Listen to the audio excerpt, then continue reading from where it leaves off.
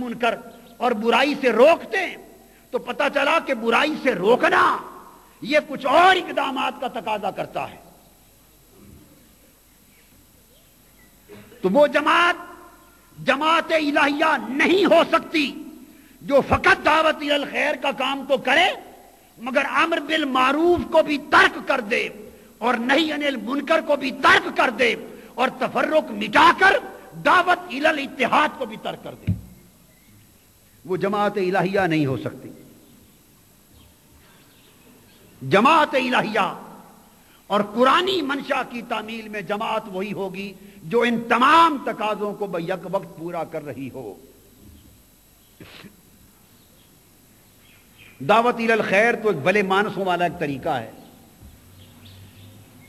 آپ کسی کے گھر چلے جائیں, وہاں جا کے دعوت دیں خیر کی, لوگوں کو مسجد میں جمع کر لیں, وہاں خیر کی دعوت دے دیں. اس کے بعد امر بالمعروف کا الگ جو حکم آیا, امر بالمعروف اچھائی کا حکم دینا, یہ دعوت سے اونچے درجے کی چیز ہے. امر یہ دعوت سے اونچے درجے کی چیز ہے. اور امر کے بعد پھر نہیں کا ذکر آیا, یہ اس سے اونچے درجے کی چیز ہے کہ برائیوں کا راستہ روکنا.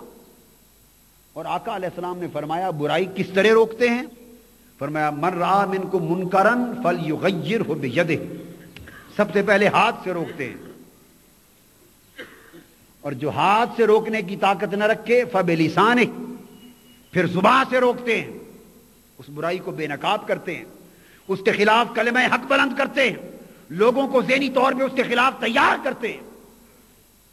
اور اگر وہ بھی ہمت نہ رکھے تو فبقلبہ وذالک اضعف الایمان, یہ کمزور ترین ایمان کی حالت ہے. تو کیا دعوت دین کا کام کرنے والے خود ہی اگر کمزور ترین ایمان کی حالت پہ ٹک جائیں تو دین کی دعوت کا فریضہ ادا ہو سکے گا؟ یہ تو عام شہریوں کا حال ہو گیا. تو دعوت کا کام دینے والے بھی دل سے برائی کو برا جانیں اور زبان سے کچھ نہ کہیں, اور کہیں جی ہمارا سیاست سے کوئی تعلق نہیں, ہم برائی کو برا کہنا سیاست ہے. تو پھر سارا قرآن سیاست ہے. اچھائی کا تقاضا کرنا, حکم دینا سیاست, تو سارا قرآن سیاست. ہم کس سیاست سے بچنا چاہتے ہیں؟ ہاں اگر انتخابات کا اپنا نام لیں وہ سیاست ہے تو درست ہے, سیاست ہے. ہم نے بھی اس کو لات مار دی, رد کر دیا کہ اس کے اندر ایک سازش ہے دین اور ملک و ملت کے خلاف, ترک کر دیا. مگر دعوت الی الخیر, امر بالمعروف اور نہی عن المنکر, ان تینوں چیزوں کا حکم ہے رب العزت نے عطا فرمایا. اور اس کے ساتھ عدم تفرق کو مٹانا اور امت کو وحدت کی طرف بلانا. یہ 5 بنیادی ابتدائی تقاضے بن گئے مرحلہ دعوت کے. 5 ابتدائی تقاضے بن گئے, جماعت کو قائم کرنا, قیام جماعت, اور اس کے بعد آگے پھر میں نے بیان کر دی. اور پیچھے بیان ہو چکے 5 وہ اہداف, وہ عناصر جن کے حصول کے لیے جد و جہد کرنی. 10 نکات آ گئے, اور اگلے 5 نکات پھر آیت نمبر 110 میں کچھ چیزیں ریپیٹ ہوئی ہیں, تکرار کے ساتھ آئیں, کچھ باتیں نہیں. ارشاد فرمایا کنتم خیر امت اخرجت للناس, تم سب امتوں میں بہترین امت ہو, اور تمہیں لوگوں کی ہدایت کے لیے چنا گیا ہے, پیدا کیا گیا ہے, چنا گیا ہے, منتخب کیا گیا.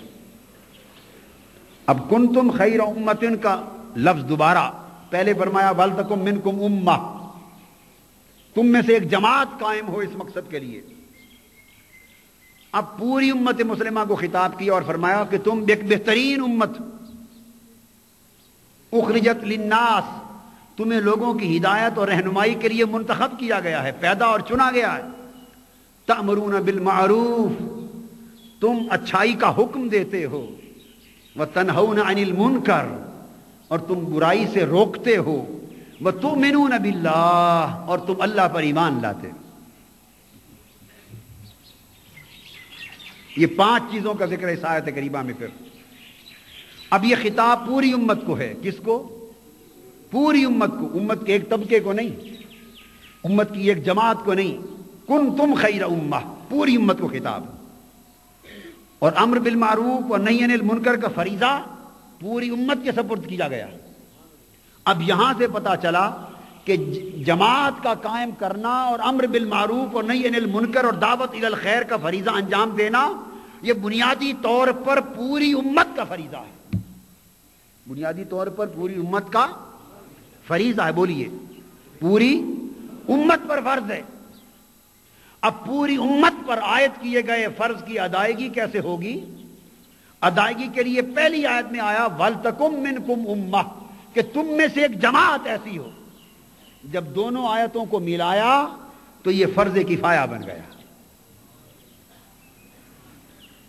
کنتم خیر امہ جب کہا تھا تم بہترین امت ہو، تمہیں لوگوں کی ہدایت کے لیے چنا گیا ہے، اور من حیث المجموع ساری کی ساری امت امر بالمعروف کا فریضہ انجام دے، نہی عن المنکر کا فریضہ انجام دے۔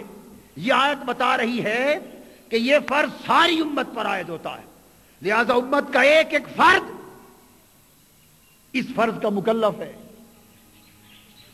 اب ایک سوال پیدا ہو گیا کہ ہر فرد مکلف ہو گئے؟